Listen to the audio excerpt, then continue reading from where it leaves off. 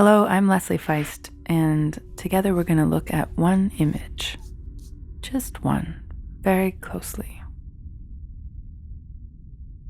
This is the Tower of Babel, or Tower of Babel, depending on where you live. This is a very rare subject for painting, a Genesis image that comes after the flood, when mankind, drunk with pride, built a very high tower whose goal was to reach the sky. Seeing this, God rankled at the hubris of building a stairway to heaven and scrambled their languages so all of humanity would be incomprehensible to one another. And this is how languages were born. Peter Bruegel the Elder was born in 1525.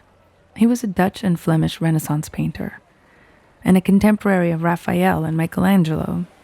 So to put that in context, that's like the Kings of Convenience and Chance the Rapper. This painting is almost as tall as me and stands 5'1". It seems to have been painted so viewers can almost dive into its details. All around here, there's a feeling of bustling and busy work, a site where work and life are fading into one another, with the cranes and the scaffolding and the human-sized hamster wheel. Some temporary houses have been built like tiny mushrooms up on a giant redwood tree. The extraordinary sense of detail Bruegel possessed is highlighted by his gifted drawing and kind observational skills. I feel he was a humanist at heart. Zoom in and you'll see hundreds of tiny characters.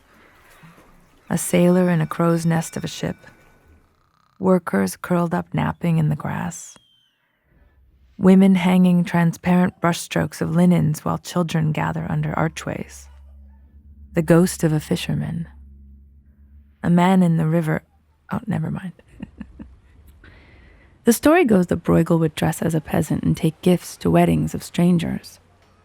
As an uninvited guest, he'd dive into the peasants' partying, reveling, eating, dancing, and flirting, and developed his love and warmth for the people that he depicted later in his paintings.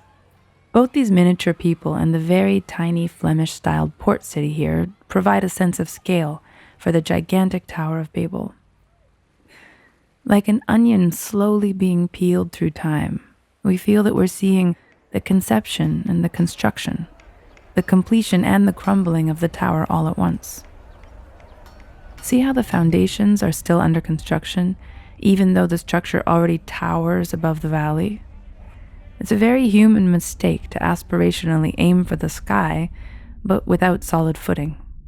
Contrary to the Bible, Bruegel seems to tell us that the reason the tower was doomed had more to do with structural failure than divine intervention. So, was the Tower of Babel designed by some inspired architect? Or was it the grandson of Noah? King Nimrod, over here, you can see him with his scepter and robes and retinue of yay-sayers at the bottom left. Or like a golden tower in New York City, some megalomaniac trying to compete with God.